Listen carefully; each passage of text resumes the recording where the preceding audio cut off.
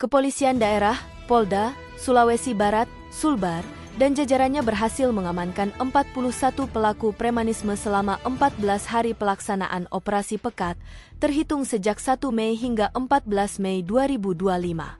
Operasi tersebut berhasil mengungkap 25 kasus, dengan mayoritas kasus berupa pengancaman, pemerasan, dan penganiayaan. Karo Ops Polda Sulbar, Kombes Pol Nyoman Artana menjelaskan, operasi tidak hanya fokus pada penindakan.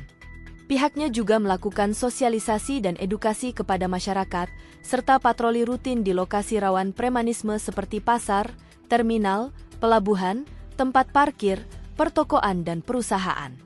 Harapannya, dengan operasi ini, aktivitas premanisme yang meresahkan masyarakat dan mengganggu aktivitas bisnis di Sulbar dapat ditekan, ujar Kombes Pol Nyoman Artana, Jumat 16 Mei.